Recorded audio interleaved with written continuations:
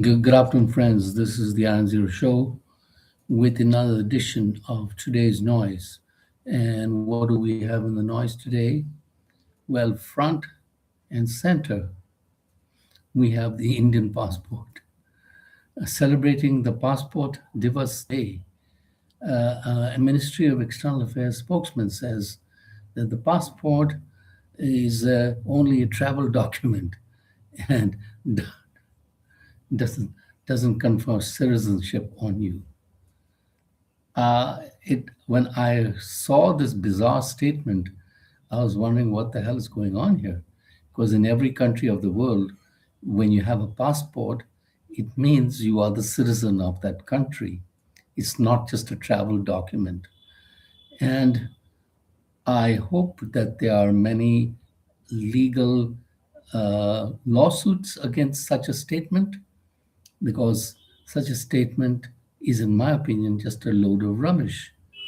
If you are a citizen of this country and that has been established after much vetting and humming and hawing and whatever, uh, you can't say it's a travel document. It's much more than a travel document. And actually, that kind of a statement puts Indians in a jeopardy when they go abroad, because an American fellow or a European chap can say, no, well, you're not a citizen of India. You, you, you're, you're only a traveler or something like that, which is quite ridiculous. The very fact that you have a passport means you are a citizen of a country. Um, 99% of the countries, when they issue their documents, it's not a travel document. It's a citizen document, and it distinguishes you as a citizen of that country. And so when I saw this bizarre statement celebrating Passport Day and how wonderful the latest digital systems are, and you can get your passport in a week and this and that, what is the point of that? Because most people look to the passport as the identifying document.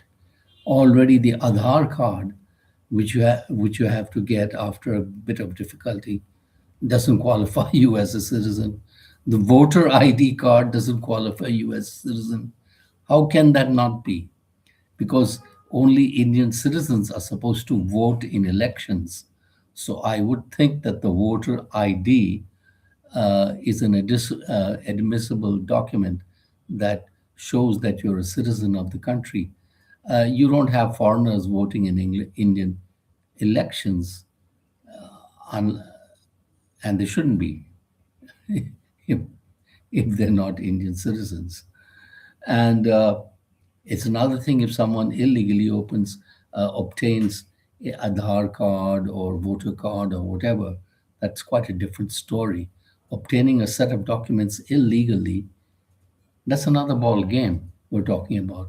We're talking about legal people, people who are born in this land and who are citizens of this country, of this great country. If they can't claim citizenship, then who can? So you're putting in jeopardy 1.4 billion people. And I don't think they would be very pleased to hear that.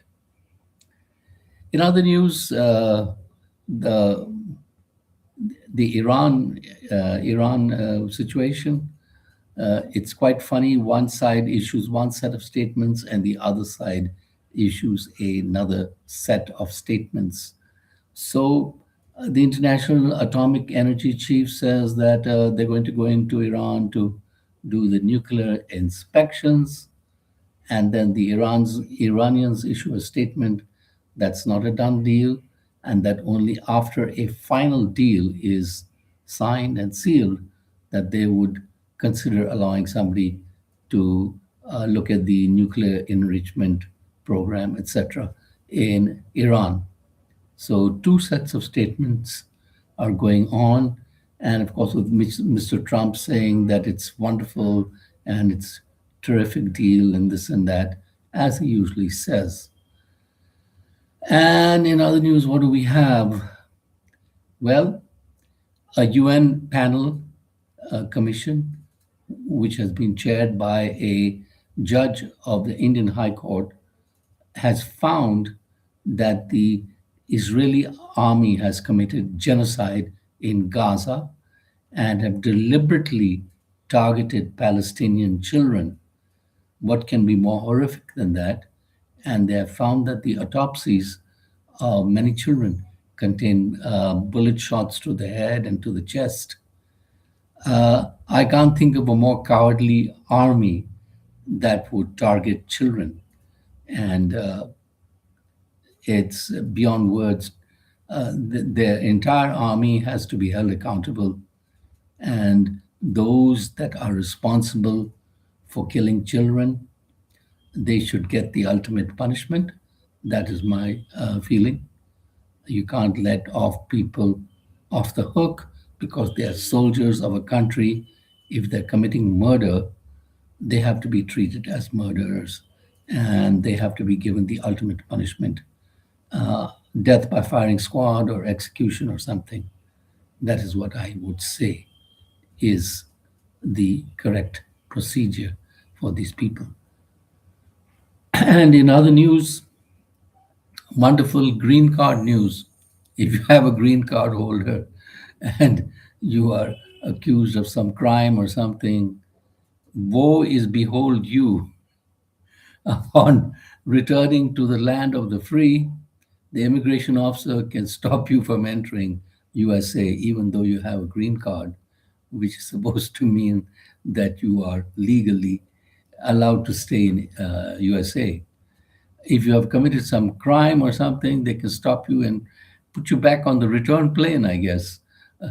So the whole purpose of the green card is lost, basically, because as a green card holder, you have been vetted and whatever on their immigration guidelines. And mind you, that's also a very long process just to get the freaking green card there.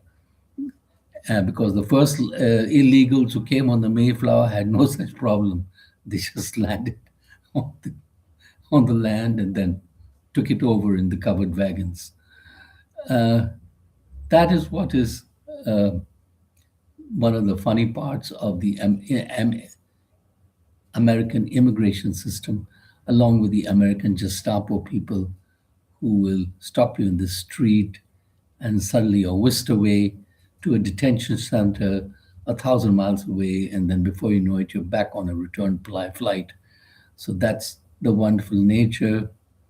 And I always laugh when I see these Visit USA ads here. Why would they do that? I don't know. And of course, it's World Cup fever. The countries are dominating Brazil and etc. And there are a lot of upsets. But what bugs me is that two of the largest countries in the world, India and China, with a billion plus population each, are not being represented there. They should have had a ultimate uh, qualifying round for India and Pakistan, I mean China, to be in the World Cup and represent the aspirations of a billion people. And then, of course, if they lose in the qualifying round or whatever, so be it. But not to have them participate at all, it's leaves a bad taste in the mouth, to say the least.